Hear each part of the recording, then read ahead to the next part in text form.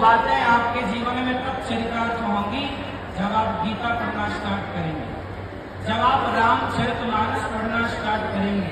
अच्छा, रामचरितमानस क्या सिखाती है? उत्तर दो। आप में से कितनों के घर में रामचरितमानस है? बताओ, रामचरितमानस क्या सिखाती है? हाँ, रावण का चरित्र और राम का चरित्र दोनों में श्रेष्ठ किसका है? तो राम का चरित्र, इसलिए तुलसीदास जी ने लिखा रामचरित्र मानस। अर्थ क्या हुआ? अर्थ ये हुआ कि जिसका चरित्र श्रेष्ठ है उनके मंदिर बनाए जाएंगे, और जिनका चरित्र समाप्त हुआ, गड़बड़ हुआ, उनके पुतले जलाए जाएंगे। रावण के पुतले क्यों जलाए जाते हैं? क्योंकि रावण चरित्र से गिर गया। और राम का प्राण जाए पर चरित्र न जाए, प्राण जाए पर वचन न जाए, धर्म न जाए, चरित्र न जाए। ये सब आपके लिए है कि प्राण जाए तो जाए पर चरित्र न जाए। आप करोड़पति हैं, फॉर एग्जाम्पल आप करोड़पति हैं, पर आपका चरित्र मजबूत नहीं है, आप चरित्रवान नहीं है, तो क्या समाज सम्मान करेगा आपका? समाज इज्जत करेगा आपकी? इसलिए आप अपने बच्चों को, आज जितने मेरे नौजवान दोस्त आप खड़े हैं, आपसे प्रार्थना सिर्फ इतनी है, सिर्फ पढ़ाई पर ध्यान दीजिए। आई लव यू मत खेलिएगा।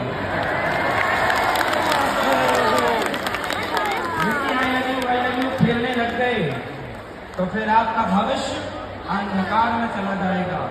इसलिए आई लव यू खेलेंगे। रावण ने पराई स्त्रियों को देखना स्टार्ट कर दिया, सर्वनाश हुआ कि नहीं? आपके सामने उदाहरण है, दुर्योधन ने भरी सभा में एक नारी को गलत दृष्टि से देखा।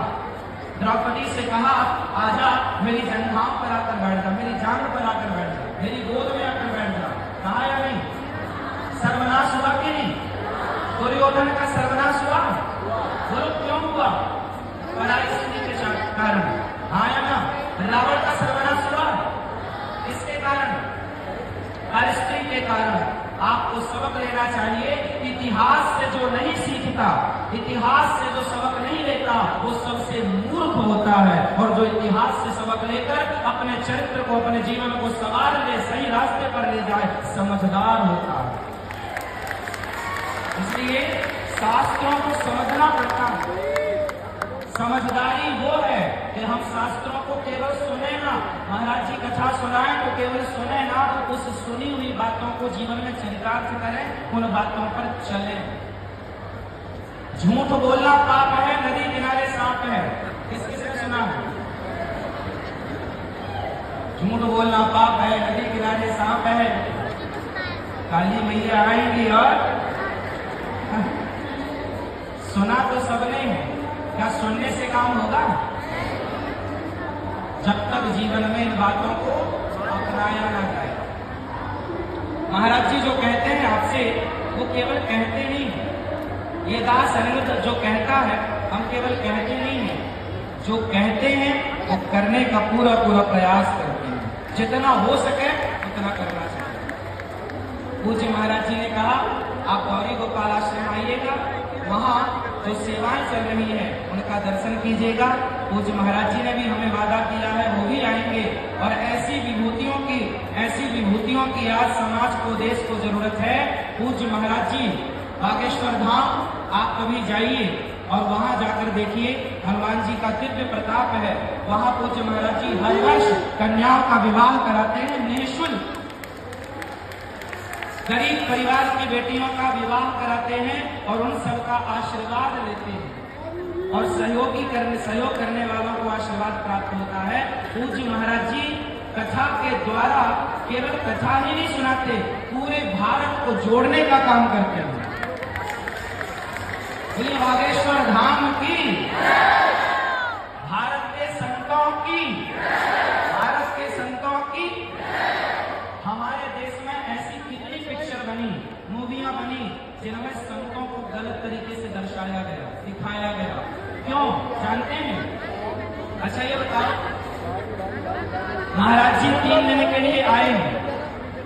आज तक महाराज जी से आपने सुना कि महाराज जी ने गुटखे का प्रचार किया, सिगरेट का प्रचार किया, शराब का प्रचार किया?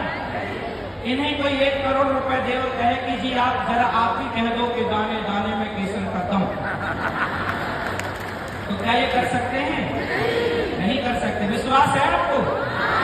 आप बताओ, एक तरफ ये संत हैं जो आपको सही मार्ग दिखाते हैं, माँ बाप की सेवा करो, सत्य बोलो, नशा ना करो। एक तरफ ये संत हैं जो कहते हैं कि सही मार्ग पर चलो, और दूसरी तरफ आपके सुपर स्टार हैं जो कहते हैं कि गुटखा खाओ, दाने दाने में केसर का दम। आप बताओ कि समाज का शुभ चिंतक कौन है? संत हैं या वो लोग हैं जो समाज को गुटखा खाने वाला बना रहे हैं?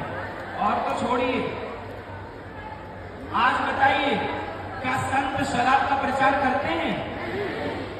संत कहते हैं शराब मत पीना, तुम्हारी पत्नी का मंगलसूत्र बिक जाएगा, बेटा मर जाएगा, माँ रोएगी, बच्चे अनाथ हो जाएंगे, पत्नी विधवा हो जाएगी। शराब पियोगे तो तुम्हारा पूरा परिवार नष्ट हो जाएगा। संत कहते हैं शराब ना पीना, और पिक्चर बनाने वाले कहते हैं मुझे पीने का शौक नहीं, पीता हूं गम भुलाने को। अब बताओ कि समाज का शुभ चिंतक कौन है?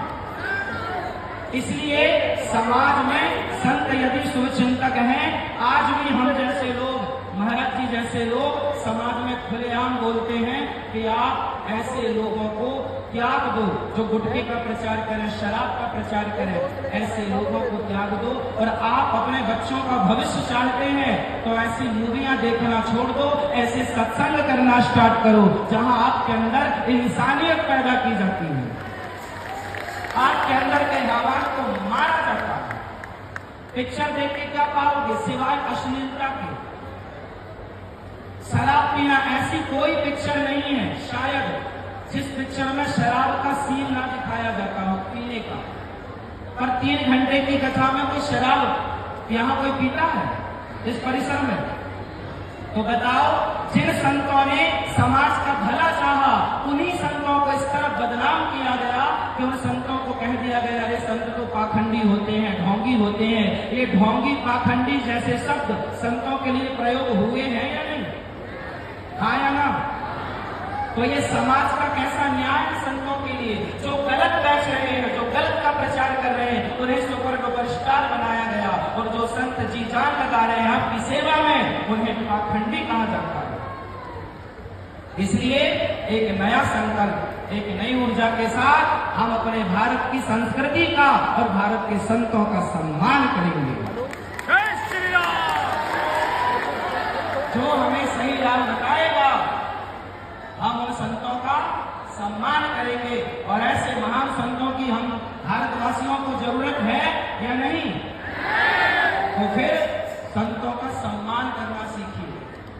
मेरे नौजवान दोस्तों, आप संतों का सम्मान करते तो संत, मैं क्या बोल रहा हूं कि नौकर ना बनना, मालिक बनना। हम कह रहे हैं मालिक बनना, और वो कह रहे हैं गुटखा खाओ, शराब पियो। वो आपके बच्चों को गुटखा खिला रहे हैं, हाँ या ना? आज अभी 2020 शुरू होगा। क्या है 2020? जुआ है। क्या है 2020? एक प्रकार का, बोलो हाँ या ना?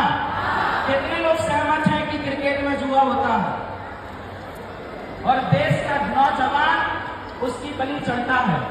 हाँ या ना? जिस नौजवान को अपना भविष्य सुधारना चाहिए, जिस नौजवान को अपने माँ बाप, परिवार, देश के लिए कुछ करना चाहिए, वो 5 घंटे बिगाड़ता है क्रिकेट देखकर। कौन सी समझदारी है समय बिगाड़ना? समय का सदुपयोग करना सीखो मेरे नौजवान भाइयों। जो समय का सदुपयोग करता है, जो समय को एक बार ठुकराएगा तो समय उसे बार बार ठुकराएगा। मैं एक बार शमशान चला गया तो शमशान में लिखा था, वो आपको याद दिला दूं।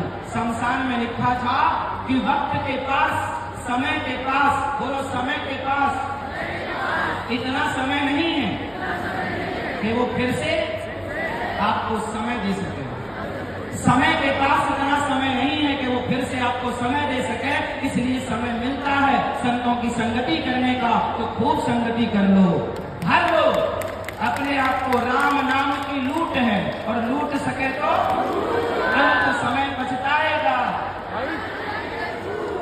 सुंदर, इसलिए लूट लो, पायो जी मैंने राम नाम का धन लूट लो। ये संत लुटाते हैं, लूट लो। अब महाराज जी का समय हम ज्यादा नहीं लेंगे, हम समझ सकते हैं कि आप बहुत व्यस्त हैं। मेरा ही दुर्भाग्य था कि मैं ट्रैफिक में फंस गया, आपको पूरा वक्त ना दे पाया, उसके लिए क्षमा। लेकिन आप ऐसे संतों से जुड़े रहिएगा, और आपको कहना सुनना तो बहुत कुछ है, और आप सुनते भी होंगे। हमारे भैया मनोज भैया के लिए सुंदर तालियां बजाइए, उनके सम्मान के लिए। ये सदा सुखी रहें, समृद्धवान रहें, और सदा आपकी सेवा करते रहें।